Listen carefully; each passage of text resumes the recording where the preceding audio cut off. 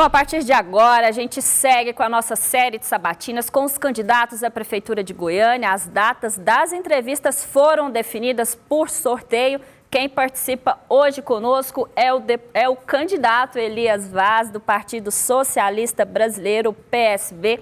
Quero reforçar que essa entrevista ela será retransmitida também pelas rádios Brasil Central AM e RBC FM. O candidato terá 15 minutos, sendo o último minuto para as considerações finais. Boa tarde, candidato. Nosso tempo começa a valer a partir de agora.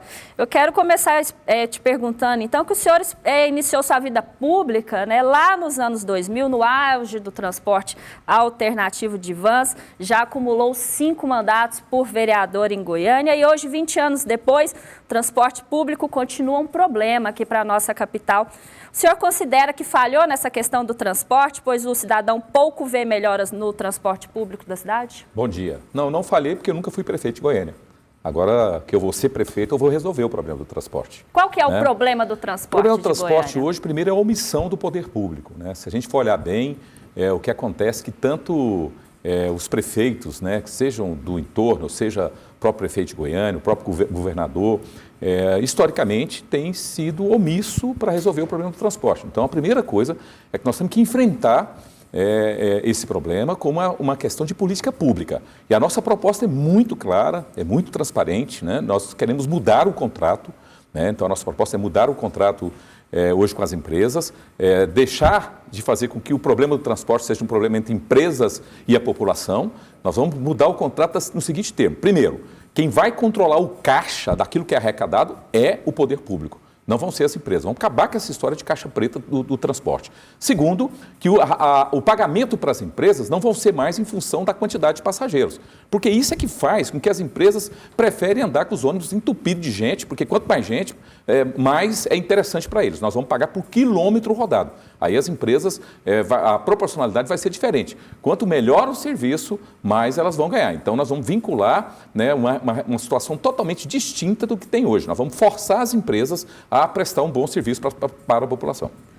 O senhor quer abandonar um mandato no Legislativo, que foi eleito deputado federal, né, com possibilidade de ajudar a vida de todos os goianos, do Estado como um todo, para assumir um mandato no Executivo, função que o senhor nunca exerceu, comandando a capital do Estado. Por que fazer essa troca? Bom, primeiro que eu não vou abandonar mandato, né? Aí vai ser a população que vai tomar essa decisão me elegendo para prefeito de Goiânia.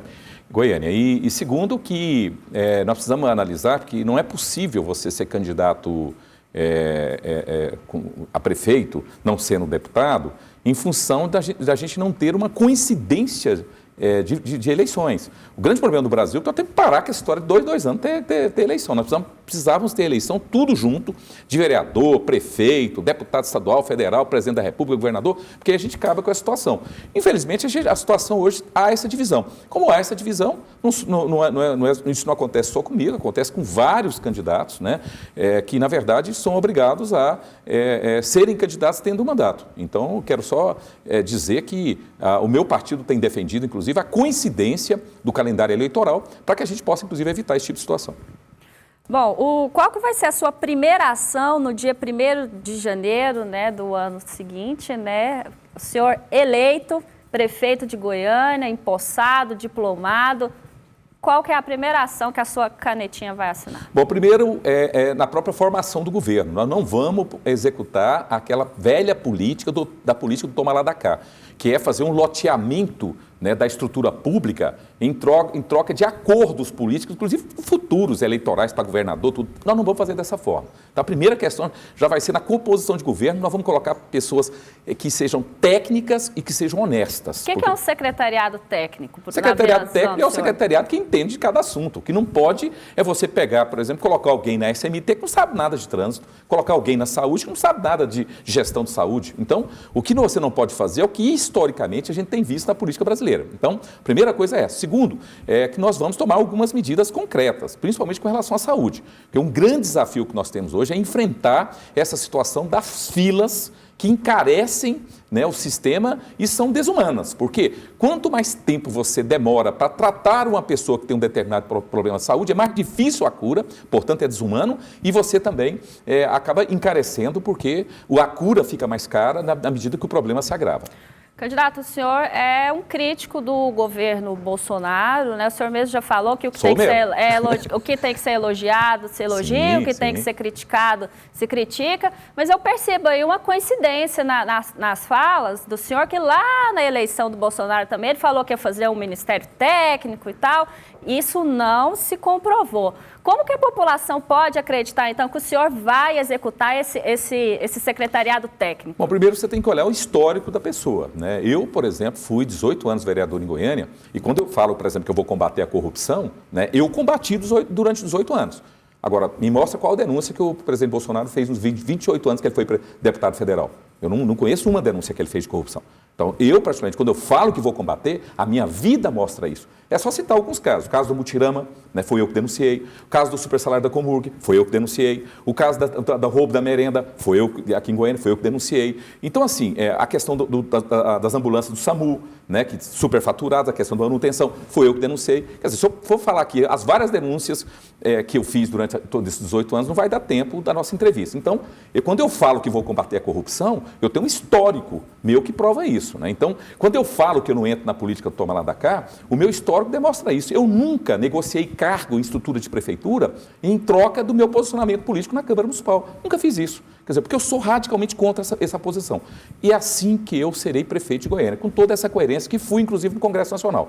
Eu sempre, como parlamentar, sempre a minha posição foi o seguinte: aquilo que é correto, eu apoio, aquilo que é ruim, eu reprovo. Quando nós entramos num acordo de aprovar o auxílio emergencial de R$600, nós aprovamos. Agora, o presidente Bolsonaro reduziu para R$300, né? Então, eu apresentei, inclusive, uma emenda para que volte para R$600, porque eu não concordo com ele. Eu acho que as pessoas estão precisando desse auxílio emergencial e ele está errado nesse momento. Acertou quando ele aceitou pagar os R$600, está errado agora, quando não quer pagar os R$600, quer pagar só os 300. Então, a gente tem que elogiar quando acerta e quando está errado, a gente tem que fazer a crítica.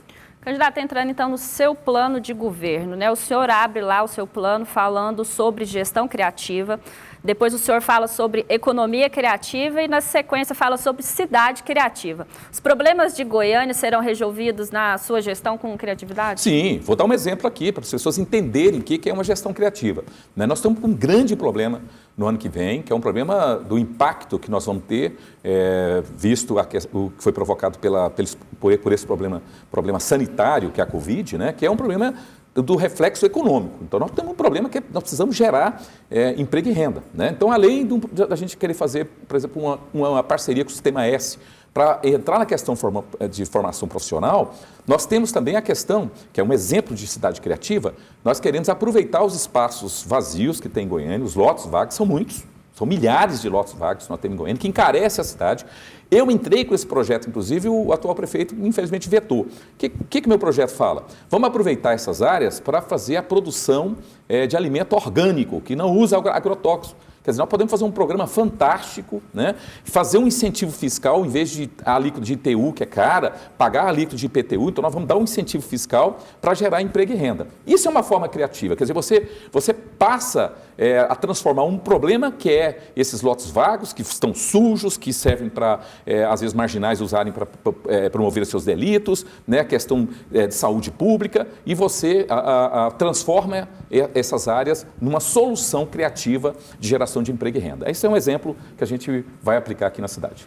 Bom, a gente não pode deixar também de falar, né, candidato, sobre a saúde, um tema que tomou conta, né, da nossa vida, não que a saúde não seja tema da nossa vida, mas esse ano foi o auge, né, acho que percebeu-se a importância das políticas públicas voltadas para a saúde, né, e lá no seu plano de governo eu tive o cuidado de analisar os verbos que o senhor utiliza lá no seu plano de governo, que lá fala sobre ampliar, otimizar, aperfeiçoar, promover ações para a saúde, mas o senhor não fala em construir.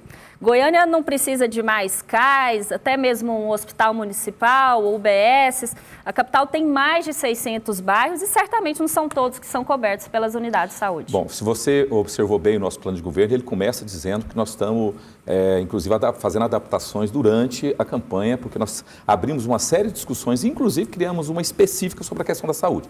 E um exemplo que nós temos que discutir aí na questão da saúde é o problema, assim, da gestão.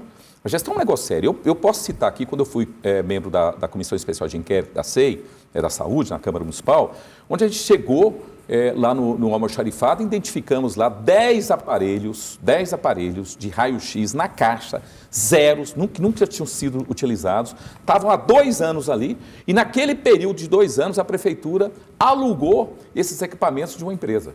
Nós gastamos 14 milhões de reais nesse período. Olha o dinheiro aí jogado no ralo do desperdício mesmo. Quer dizer, tinha um equipamento novo alugando equipamentos velhos, né? E outra coisa que nós vamos enfrentar na questão da saúde é a questão de metas. Hoje, nós estamos colocando claramente, né? Eu também entrei com um projeto de lei como vereador, a Câmara aprovou, o prefeito vetou, nós derrubamos o veto, o prefeito entrou na justiça para não cumprir. E nós estamos nessa briga judicial, inclusive, sobre a questão dos prazos. Porque você tem, hoje, a pessoa tem acesso à saúde, mas não é garantido de forma efetiva, porque não tem prazo para a prefeitura cumprir. Então, nós estamos dizendo, exame, 15 dias, não pode passar de 15 dias. Consultas, 30 dias. Não pode passar 30 dias. E as cirurgias eletivas, 60 dias. Porque a gente sabe que qualquer problema de saúde, ele se agrava. Isso eu não estou colocando nos casos de urgência e emergência, porque esses casos têm que ser imediato. Outras filas que a gente tem aqui, que essa não deveria nem existir, é a fila de UTI. Isso é um grande absurdo. Vou mostrar mais uma forma que você tem a questão da gestão. A Prefeitura de Goiânia agora recebeu 76 milhões para combater o Covid, certo? Pegou esse dinheiro e alugou vaga de UTI. Ora, nós já tínhamos problema de escassez de vaga de UTI, nós já tínhamos fila de UTI antes. Em vez de fazer como fez Recife, que criou 300 novas vagas de UTI, aqui em Goiânia o que nós fizemos foi alugar UTI. Ou seja, na hora que passar o sistema da Covid, né, esse problema do Covid, nós vamos voltar a ter problema de vaga de UTI. Por quê? Porque em vez de comprar, equipar, nós fizemos foi alugar. Então, esse é um problema concreto que mostra que nós precisamos realmente dar um choque de gestão da saúde em Goiânia. Bom, a gente está aí com 3 minutos, faltando 3 minutos e 50 mais ou menos. Quero só pontuar, então, outra questão também que é muito importante, que é a educação, né? A gente sabe que tem uma falta de CMEIs na cidade de Goiânia para os pais poderem deixar seus filhos para trabalhar. Essa questão também não foi citada lá no seu plano de governo, construção de vagas de CMEIs. Como é que o senhor vai resolver essa demanda? Como que fica a questão da cidade criativa, geração de emprego, se os pais não têm aonde deixar os filhos? Isso também já foi colocado, já mandamos até nota para a imprensa sobre essa nossa proposta, que com relação à questão das creches, é você fazer parceria com o terceiro setor. Né? Isso tem que ser solucionado de forma imediata. Hoje nós temos aí várias filantrópicas que têm um trabalho fantástico, que tem uma capacidade reduzida, né? Porque ela não tem recurso. Agora, se a prefeitura chegar e fazer uma parceria com elas e dizer o seguinte, olha, em vez de 100 crianças, vocês têm condições de ter 140 crianças em boas condições? Temos. Então, a prefeitura vai bancar essas 40 crianças. Ou seja, nós vamos ampliar essas vagas de uma forma imediata com as parcerias com várias filantrópicas que tem nessa questão de creche. Sobre a questão do ensino fundamental, nós temos um problema grave, né? Não é só o problema, aí são 2 problemas. Nós precisamos realmente ter um lema muito claro, nenhuma criança fora da escola. Isso tem que ser um lema que nós temos que estabelecer, até porque isso está bem claro na Constituição brasileira, é um direito da criança e um dever do poder público, e além disso nós precisamos também fazer uma reflexão sobre o ciclo. O sistema adotado, o sistema pedagógico aqui, porque é um sistema interessante, porque ele prevê que você busca não ter reprovação. Agora, não ter reprovação não significa passar aluno de ano sem saber. Isso também aí é uma hipocrisia, aí nós estamos sendo irresponsáveis e isso está acontecendo hoje. Nós precisamos enfrentar esse debate, fazer uma reflexão junto com os professores, junto com os trabalhadores, porque nós temos a convicção de que os trabalhadores querem ter uma educação eficiente. O problema que nós temos hoje é que a gestão não busca realmente um resultado pedagógico eficaz. Candidato, rapidamente, para a gente poder entrar no seu minuto final, o senhor tocou em 2 problemas que eu considero até ambientais da nossa capital, que é o Zoológico e também o Parque de Exposições de Goiânia. Na sua gestão, o senhor vai ter coragem de transferir eles de local? Sim, vou ter coragem, até porque o plano diretor atual da cidade tem essas duas questões, duas emendas colocadas por mim. Né? Isso é lei. Infelizmente, nenhum prefeito, desde 2007, que nós colocamos no plano diretor, teve coragem de fazer. Então, aquilo ali é uma crueldade com os animais, ali onde o zoológico está, é um local totalmente inadequado, nós precisamos ter um local, tem gente que acha, até defende fim do zoológico, mas eu nem estou levantando isso, eu quero apenas dar uma condição mais favorável. Nós estamos no minuto final, o senhor fica com o tempo até o final para terminar. Então, eu vou concluir com a questão do zoológico. Então, o mais interessante para a questão do zoológico, assim, para os animais, focado nos animais, e a pecuária é um local absurdo. Você tem boi quase no centro da cidade. Não tem, isso aí é um negócio inusitado, nós precisamos realmente fazer essa reflexão. Bom, e aí, o tempo que resta, eu quero aqui agradecer o espaço, parabenizar a TBC, né, por estar dando esse espaço democrático para todos os candidatos, eu acho que isso é fundamental para que a população possa conhecer o seu candidato. E vai saber que a nossa proposta é a melhor, até porque eu conheço a cidade de Goiânia, depois de 18 anos como vereador, eu sei onde estão os principais gargalos e nós sabemos quais são as soluções para a nossa querida Goiânia. O senhor tem 19 segundos ainda. Bom, então vamos falar mais um pouquinho, né? Então eu quero aqui pedir o seu voto, né? Dizer que nós estamos fazendo uma campanha sem máquina, de estado ou de município, mas com muito amor no coração. Bom, posso encerrar então? Pode. Eu agradeço então a participação do candidato Elias Vaz aqui na nossa sabatina, a quem eu já desejo uma boa tarde. Obrigado. O TBC no Campo está